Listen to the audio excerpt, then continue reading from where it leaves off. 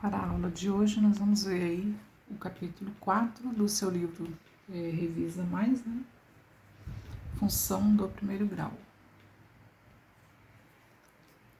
Então, eu deixei anotado para você no formulário, para você assistir a aula número 4 no portal do Revisa Mais e depois você fazer a leitura do livro, acompanhar a questão comentada que eu vou deixar aqui também e fazer os exercícios. Então, a função afim diz que ela é uma função definida de números reais para números reais. Ela se apresenta da forma a vezes x mais b, sendo que a e b são números reais. O domínio da função afim são os números reais e a imagem dessa função também são números reais. Vou mostrar lá no gráfico, tá? Acompanha aí. Então, essa é a definição de função do primeiro grau, definida de números reais para números reais, e ela se apresenta dessa forma, a vezes x mais b. Então, por exemplo, se eu tiver a função aqui, ó, 2x mais 1. Então, observe que o a vale 2, o x é a nossa variável e o b vale 1. Agora, vou montar o gráfico dessa função, 2x mais 1. Então, para você traçar o gráfico de uma função do primeiro grau, você precisa de 2 pontos. Então, eu vou determinar aqui que o x vale 0, vou trocar o x por 0 e resolver isso aqui. Então, 2 vezes 0 vai dar 0, e 0 mais 1 igual a 1. Agora, se eu trocar esse x, por exemplo, por 2, então, vou substituir o x por 2, 2 vezes 2 vai dar 4, e 4 mais 1 é igual a 5. Ou seja, quem é o domínio dessa função? O domínio da função são esses valores x que eu usei. O domínio da função, eu utilizei o 0 e o 2. Poderia ser qualquer outro número real, tá? Mas aqui no exemplo eu quis usar o 0 e o 2. E quem foi a imagem desses valores que eu utilizei? A imagem é a resposta, o 1 e o 5. Então, eu vou montar meu gráfico utilizando esses valores. Então, para montar o gráfico, você vai precisar do eixo x, no sentido positivo, sentido negativo, eixo y, sentido positivo, e abaixo do encontro aqui, que seria a origem 0, né? Os valores negativos. E como a minha função é positiva, então eu só tenho valores de x positivo e respostas, que é a imagem y positiva. Então, quando eu utilizei o x valendo 0, observe que a resposta foi 1. Então, x valendo 0, então não vou marcar o pontinho aqui no 0, vou marcar aqui no 1. 0 de x e 1 de y, eu marco a resposta no eixo y. Quando eu utilizei o x valendo 2, minha resposta deu 5. Então, eu vou marcar o pontinho aqui, ó. E aí, pego uma régua e vou traçar o gráfico. É exatamente essa linha que eu tracei aqui, ó. Que eu liguei esses 2 pontos. Então, esse é o gráfico da função 2x mais 1. Então, no gráfico da função, você tem alguns pontos importantes aí, ó. Onde a reta está cortando o eixo y, é chamado de coeficiente linear. Então, observe que a nossa função é 2x mais 1. Então, esse aqui é o valor de b, ó. Então, mais 1 é o valor de b, onde a reta está cortando o eixo de y. E onde é que a reta corta o eixo de x? Exatamente no zero da função. Então, para encontrar o zero de uma função, tá logo aí no resumo do seu livro, zero da função f de x é igual a x mais b.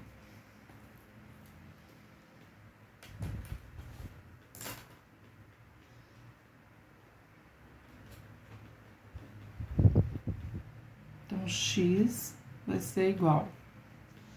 O b positivo troca para o outro lado negativo, menos b, o a que está multiplicando passa para o outro lado dividindo. Então, para encontrar o zero da função, você vai fazer menos b dividido para a. Então, aqui, o exemplo. Menos o valor de b, então, o valor de b é 1, dividido para a, que é 2. Ou seja, quando o x valer menos 1/2, aí nós vamos ter o coeficiente angular dessa reta. Menos meio aqui, ó. Sentido negativo, menos meio. Então, esse é o coeficiente angular da reta. E o ponto B, coeficiente linear. Casos particulares da função afim. A função linear f de x é igual a vezes x e a pertence aos reais. Então, a função que só aparece o ax, por exemplo, se eu tiver a função 3x menos 2x, é uma função linear. A função identidade, f de x igual a x, por exemplo, f de x vale 1. Então, o x vale 1, a resposta é 1. Se o x valer 2, a resposta é 2, e assim por diante. Função constante, f de x igual a c, c pertence aos reais. Então, esse c vai ser um valor limitado. Por exemplo, se eu tiver aqui uma função f de x igual a 3. Então, para qualquer valor de x que eu utilizar, a resposta tem que ser 3. Então, isso vai ser uma função constante. Observe no gráfico como que vai ficar esses três tipos de função. Então, vamos pegar de exemplo aqui uma função linear, f de x igual a 2x. Não vou rabiscar porque não tem muito espaço aqui, tá? Então, só vou utilizar. Se eu utilizar o x valendo menos 1, 2 vezes o menos 1 vai dar menos 2. Então, aqui no gráfico, quando o x valer menos 1, o y vale menos 2. Então, tá aqui o primeiro pontinho. Agora, se eu trocar o x por 0, 2 vezes 0 vai dar 0. Então, quando o x valer 0, a resposta também é 0. Então, o pontinho vai estar aqui no 0. Mais um pontinho para você observar. Se eu trocar o x por 1, 2 vezes 1 vai dar 2. Então, quando o x valer 1, o y vale 2. Então, este exemplo aqui é uma função linear. A função linear passa no ponto 0, tá? Toda função linear passa no ponto 0. Então, esse é o gráfico da nossa função linear f de x igual a 2x. Agora, acompanha nesse gráfico. Eu vou desenhar para você a função identidade. Vamos pegar aqui f de x igual a x. Então, se o x valer menos 1, função identidade, igual a ele mesmo, menos 1.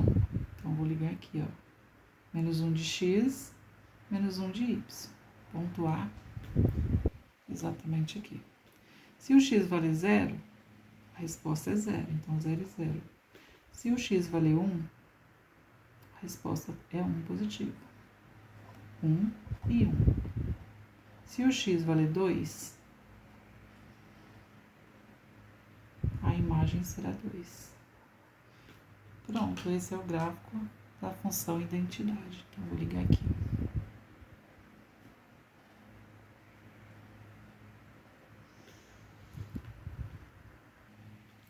Agora, observe esse terceiro exemplo, de função constante, f de x igual a 3. Então, para qualquer valor de x que eu utilizar, a resposta vai ser 13. Então, se eu utilizar o x valendo menos 1, eu vou ter que ligar ele lá no 3. Se eu utilizar o x valendo menos 2, a resposta diz que é 3. Se eu utilizar o x valendo 2, diz que a resposta é 3. Então, só vou ligar lá no 3. Ó. Então, esse é o gráfico de uma função constante, ou seja, ela vai se manter constante aí para qualquer valor de x. Então, zero de uma função, eu já falei, né, que é o ponto onde o gráfico corta o eixo x em menos b sobre a. Então, no nosso exemplo da função 2x mais 1, então no ponto menos 1 sobre 2 é o nosso zero da função, onde o gráfico corta o eixo de x. Então, temos dois casos. Quando o valor de a for maior do que zero, o gráfico vai ficar desse jeito, né? No zero da função. Todos os valores que estiverem acima do zero da função serão positivos. Todos os valores que estiverem abaixo do zero da função terão imagens negativas. Quando o valor de a for menor do que zero, se o valor de a for negativo, o gráfico vai ser dessa forma, nesse sentido. Todas as imagens que estiverem à esquerda serão positivas e todas as imagens que estiverem à direita serão negativas. E aí, na equação, é representada por uma desigualdade, né? Ax mais b é maior do que zero, ou ax mais b tem que ser maior ou igual a zero, ou ax mais b tem que ser menor do que zero, ou ax mais b tem que ser menor ou igual a zero com a diferente de zero. Então, a equação representa uma igualdade, né, que é a nossa função, e a inequação é representada por essa desigualdade. Vamos ao exemplo. Então, a questão comentada aí da aula número 4. Para percorrer uma certa distância, um ciclista observou que, se conduzisse sua bicicleta à velocidade média de 12 km por hora, chegaria a seu destino 1 hora após o meio-dia. Entretanto, se a velocidade média fosse 18 km por hora, ele chegaria ao mesmo destino 1 hora antes do meio-dia. Se ele pretende fazer o mesmo percurso e chegar ao seu destino exatamente ao meio-dia, a quantos quilômetros por hora, em média, deverá conduzir sua bicicleta? Legal. Vamos retirar todos os dados desse problema. Então, essa é uma questão de física, né? Como está dizendo aí no comentário logo abaixo da questão. Então, vamos para a resolução. Então, para resolver a questão, você vai utilizar a formulazinha da velocidade, distância dividida pelo tempo. Então, vamos lá, a velocidade é 12 km por hora. A distância nós não sabemos. E o tempo também não tem, né? Então, é t, disse que com 12 km por hora ele chegaria 1 hora após o meio-dia. Então, o tempo mais 1. Depois ele deu outra informação. Se a velocidade for 18 km por hora, a gente não sabe a distância, a gente não sabe o tempo. Só que disse assim, que ele chegaria 1 hora antes do meio-dia. Então, t menos 1. Então, nós vamos comparar essas duas equações aqui. Transforma em fração e multiplica cruzado, tanto uma contra a outra.